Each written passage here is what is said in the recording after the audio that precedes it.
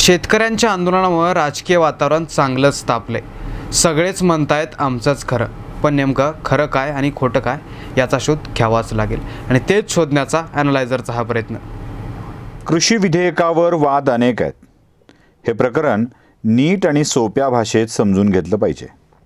हा कायदा काय आहे, याला विरोध करणाऱ्या मंडळींचं म्हणणं काय आहे, सरकार पक्ष काय बाजू ठेवतोय, यात राजकारणी मंडळींच्या भूमिका नेमक्या कशा आहेत किंवा कशा होत्या, शेतकरी नेते यावर आपलं मत काही वेगळं देत आहेत का, हे एकदा तपशीलवार समजून घेणं आवश्यक आहे.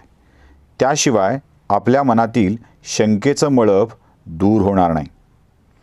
पहिल्यांदा हे 3 कायदे काय आहेत ते तपासून बघू. क्रमांक 1, शेतकऱ्यांनी उत्पादित केलेला शेतीमाल याआधी केवळ कृषी उत्पन्न बाजार समितीमार्फत विकल्या जात होता. या कृषी उत्पन्न बाजार समित्यांना कुठे मंडी, कुठे मोंढा तर कुठे मार्केट कमिटी अशी नावं आहेत. आता या कृषी उत्पन्न बाजार समित्यामार्फत हा माल विकला गेला पाहिजे याचं बंधन उरलेलं नाही. शेतकरी आपला शेतातील उत्पादित माल कुठेही विकू शकतो. क्रमांक 2, शेतकऱ्यांना करार शेती कॉन्ट्रॅक्ट फार्मिंग करता येणार आहे. म्हणजे शेतकऱ्यांच्या शेतामध्ये उत्पादित झालेलं धान्य किंवा वस्तू कंपन्यांना करार करून विकत घेता येतील किंवा कंपन्यांना आवश्यक असलेलं धान्य उत्पादन करण्यासाठीचा करार ते शेतकऱ्यांसोबत करू शकतील. हा उत्पादन करार असेल. तर तिसरा, शेतीमालाला जीवनावश्यक वस्तू कायद्यातून वगळण्यात आलेलं आहे. असं वगळल्यामुळं अनेक शेतीमालांच्या भावावर नियंत्रण राखण्याची प्रक्रिया थांबेल. तिथे आवश्यक भाव शेतकऱ्यांना मिळू शकेल, साठवता येऊ शकेल. या निर्णयानंतर बराच गदारोळ माजला. कृषी कायद्यातील सुधारणा आणि शेतकरी आणि त्यांच्यासाठी निर्माण करण्यात आलेल्या व्यवस्थेसाठी हे कायदे मारक असल्याचं विरोधक सांगू लागले आहेत. याबाबत स्पष्टता करून घेण्याआधी काही महत्त्वाच्या व्यक्तींनी काय मत व्यक्त केलं आहे ते समजून घेणं आवश्यक आहे. पहिल्यांदा बघूयात शरद पवार काय म्हणतात ते. शरद पवार दीर्घकाळ देशाचे कृषीमंत्री होते. त्यांचे हा कायदा येण्याआधीचे मत काय आहे? शरद पवार आपल्या लोक माझे सांगाती या आत्मचरित्रातील 5व्या भागात असलेल्या कृषी क्षेत्राची पुनर्पेरणी या प्रकरणात लिहितात, शेतकऱ्याला त्याच्या उत्पादनाची योग्य किंमत मिळते आहे अथवा नाही याबाबत सरकारची देखरेख असावी, म्हणून स्वातंत्र्यानंतरच्या सुरुवातीला कृषी उत्पन्न बाजार समित्यांची निर्मिती केली गेली. पण ही रचना आता कालबाह्य झाली आहे. उत्पादकाला त्याच्या शेतमाल कुठेही विकण्याचं स्वातंत्र्य हवंच. अगदी परदेशात सुद्धा विक्रीची परवानगी द्यायला हवी. कृषी उत्पन्न बाजार समित्यांची मक्तेदारी मोडीत काढण्याकरता शेतकऱ्याला त्याच्या मालाला अधिक भावाची हमी आणि तो खरेदी केला जाईल याची निश्चिती देण्याची गरज होती. प्रक्रिया करण्यासाठीचा शेतमालही मंडईतूनच खरेदी केला पाहिजे हे बंधन अनावश्यक होतं. त्याचबरोबर निश्चित दर आणि पिकासाठीचं मार्गदर्शन असा अधिक चांगला पर्याय शेतकऱ्याला प्रक्रिया उद्योजकाकडून उपलब्ध होत असेल तर शेतकऱ्यांचंही त्यात भलंच होतं. त्यामुळे बाजारापर्यंत वाहतूक करून माल नेणं, माल नेल्यानंतर भाव चढेल किंवा पडेल अशा अनिश्चिततेच्या काळजीतून मुक्त होण्यासाठी कॉन्ट्रॅक्ट फार्मिंगला आम्ही प्रोत्साहन दिलं. प्रक्रिया उद्योजक आणि अंतिम उत्पादनासाठी उपयुक्त ठरेल असा कच्चा माल थेट शेतकऱ्यांकडून घेऊ लागला आणि शेतकऱ्यांचा याला तुफान प्रतिसाद लाभला. शरद पवार कृषी उत्पन्न बाजार समित्यांची आवश्यकता नाही आणि ते कालबाह्य झालंय असं स्पष्टपणे म्हणतात. तर कॉन्ट्रॅक्ट फार्मिंग देखील कमालीचा यशस्वी प्रयोग आहे असं पवारांचं म्हणणं आहे. म्हणजे या कायद्याला पवारांचा त्यावेळी पाठिंबा होता ज्यावेळी ते सरकारमध्ये होते आणि आता ते विरोधी पक्षात आहेत, म्हणून कदाचित ते विरोध आहे का? शरद पवारांच्या नंतर एक मोठे शेतकरी नेते रघुनाथदादा पाटील काय म्हणतात ते देखील तपासलं पाहिजे. रघुनाथ पाटील या आंदोलनाविषयी खूप स्पष्टपणे मत व्यक्त करताना दिसतात. या आंदोलनात जे लोक गोळा झाले आहेत हे सर्व भामटे आहेत. दिल्लीतील हे आंदोलन म्हणजे दुसरे शाहीनबागच सुरू झाले आहे. यापेक्षा त्याचा दुसरा काही अर्थ नाही. दिल्लीतील आंदोलनात अडतीवर काम करणारे हमाल अधिक आहेत. यामुळे हे आंदोलन शेतकऱ्यांचे आंदोलन असल्याचे मी मानत नाही. यापूर्वी शेतकऱ्यांच्या विरोधात असे कायदे आले आहेत ज्या कायद्याबद्दल या आंदोलनात कुणीही बोलताना अथवा व्यक्त होताना दिसत नाही. कायद्यापासून शेतकऱ्यांना खरा त्रास आहे. दिल्लीच्या आंदोलनात त्या कायद्यांचा उच्चार करायला सुद्धा कोणी तयार नाही. रघुनाथ पाटलांचं हे मत जरा अधिक स्पष्टपणे व्यक्त होणार आहे. या आंदोलनात नेमकं काय घडतंय ते सांगणार आहे. आता बघूयात याबाबत अमर हबीब काय म्हणतायत ते. दिल्लीमधलं चिकित्सा केली तर काय दिसतं, तर असे रिपोर्ट्स आहेत की तिथं प्रामुख्यानं पंजाबचे लोक आहेत आणि खालोखाल हरियाणाचे लोक आहेत. अन्य राज्यातले थोडे लोक आहेत, म्हणजे उत्तर प्रदेशातले काही असतील किंवा सलग जवळ असलेले दिल्लीच्या त्या राज्यातले लोक काही प्रमाणात असतील.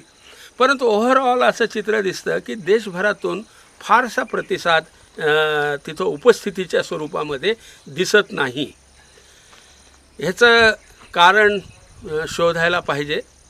कारण असं सांगितलं जातं की पंजाबमध्ये खरं हमी भावाच्या खरेदीच्या बाबतीमध्ये भीतीचं वातावरण निर्माण केलं गेलं. हमीनं तिथं गहू खरेदी केला जातो, फार मोठ्या प्रमाणात केला जातो. म्हणजे देशामधल्या निम्म्याहून अधिक माल एकट्या पंजाबमधून सरकार खरेदी करतं. आणि ते खरेदी करायची यंत्रणा काय आहे, तर करतं सरकार, पण आडत्यांच्या नावाने करतं. मग आडत्यांना ते पेमेंट केले जातात, त्यांनी शेतकऱ्यांना करायचं. तर त्याचं बिल किती होतं, तर बिल 4,000-5,000 कोटी रुपयाचं होतं. ते त्यांनी आधी आडत्यांच्याकडे जातात आणि मग शेतकऱ्यांकडे जातात. असंही एक आकडा आला होता की अजून 1,000 कोटी रुपये हे त्यांना शेतकऱ्यांना वाटायचे राहून गेलेले आहेत. त्यांचं कमिशन असतं, खरेदी करतं सरकार सगळं, पण हे सगळी पेमेंटचं वगैरे नावाने येतं आडत्यांच्या, त्यामुळं त्यांना कमिशन मिळतं. तर त्या कमिशनची रक्कम असा आकडा बाहेर आलेला होता की जवळपास 750 कोटी रुपये दरवर्षी कमिशनच्या रूपानं जातात. तिथं किती आहेत आडते, तर 22,000 आडते आहेत, असाही एक आकडा आलेला आहे. तर या आडत्यांच्या व्यवस्थेला या कायद्यांमुळं धक्का बसणार आहे, हे वाद नाही.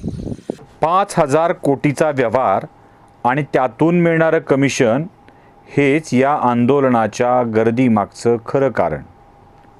22,000 आडते आणि त्यांच्यासोबत काम करणारी मंडळी, एकासोबत 4 गृहीत धरलं तरीही आकडा 1 लाखापर्यंत जातो.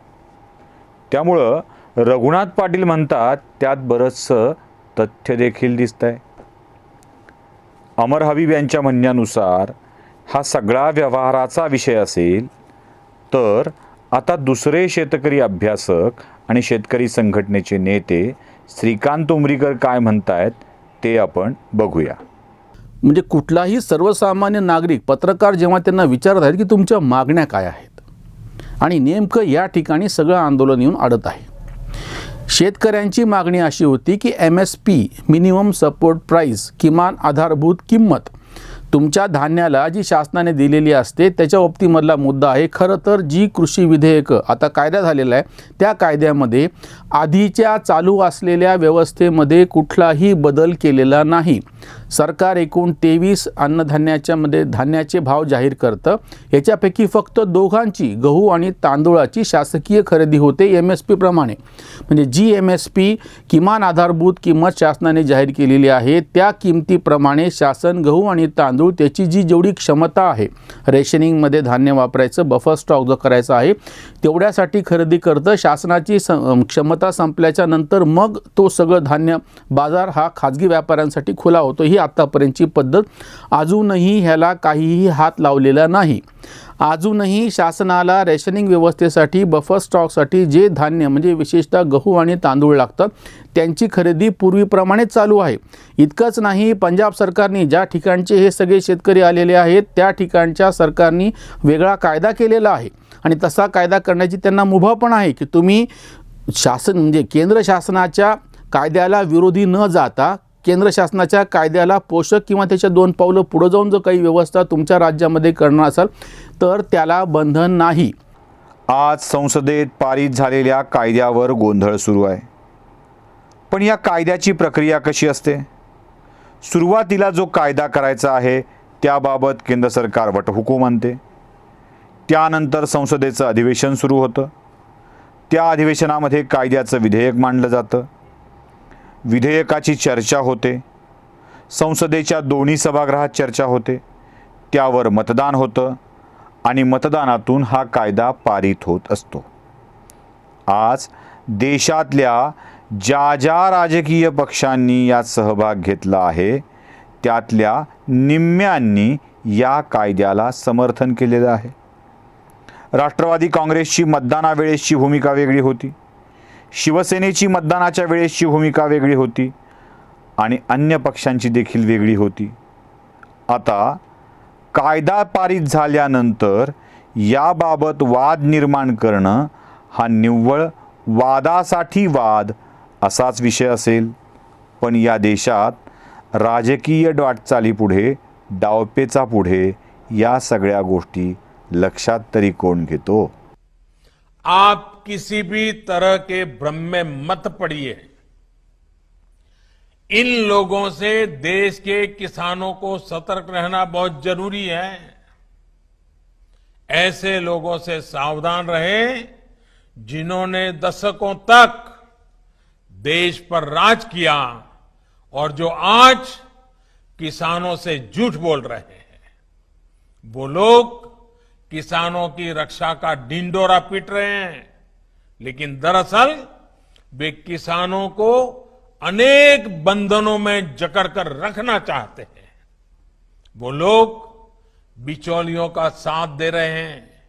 वो लोग किसानों की कमाई को बीच में लूटने वालों का साथ दे रहे हैं. नमस्कार, मी आहे सुशील कुलकर्णी आणि आपण पाहत आहात अॅनालायझर न्यूज. अॅनालायझरला लाईक आणि सबस्क्राईब करायला विसरू नका. सबस्क्राईबचं बटन नक्की दाबा आणि त्यासोबत बेल आयकॉन दाबायला विसरू नका. अॅनालायझरच्या बातम्या आपल्यापर्यंत पोहोचत राहतील.